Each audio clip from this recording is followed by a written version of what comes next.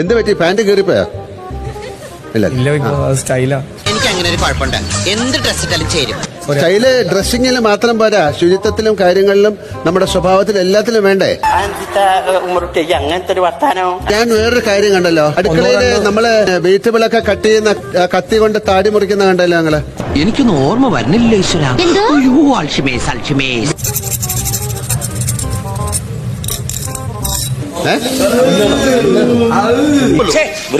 ഇല്ല, ഞാനത് വാഷ് ചെയ്തു. ഞാൻ വാഷ് ചെയ്തു.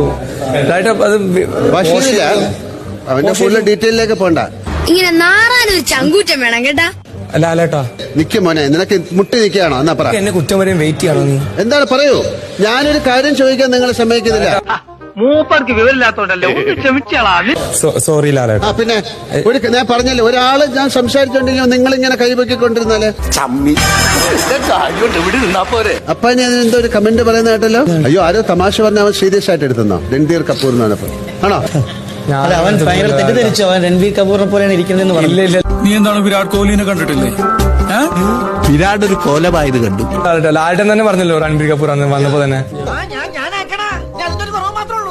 അഭിലാഷ്, നമ്മുടെ സ്റ്റോറിൽ ഒരു പാക്കറ്റ് ഉണ്ട്, അന്ന് എടുത്തിട്ട് വരും.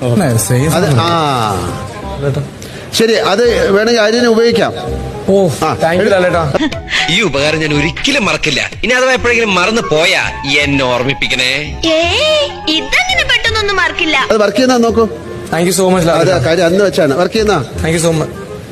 ഇല്ല മോനെ, തലമുടി മുട്ടയടിക്കാൻ സമ്മതിക്കാത്ത ഒരാൾക്ക് ഷേവ് ചെയ്യാൻ ഞങ്ങൾ ട്രിമ്മർ തരുമോ? എന്നെ തേച്ചതാണല്ലേ? ഒരു കാര്യം ചെയ്യാം, ആ ട്രിമ്മറിനെ അവിടെ വെച്ച് രാവിലെയും വൈകിട്ടും ദൈവമേ എന്ന് പ്രാർത്ഥിക്കാം. അമ്മാവാ, അപ്പൊ എല്ലാം പറഞ്ഞു പോലെ കുഴപ്പമില്ല. ഇടക്കിടക്ക് എന്നെ ഇതേപോലെ പീഡിപ്പിച്ചാൽ മതി. ഞാൻ ഡീസന്റ് ആയിക്കൊള്ളാം. നിനക്ക് കുഴപ്പമില്ലല്ലോ.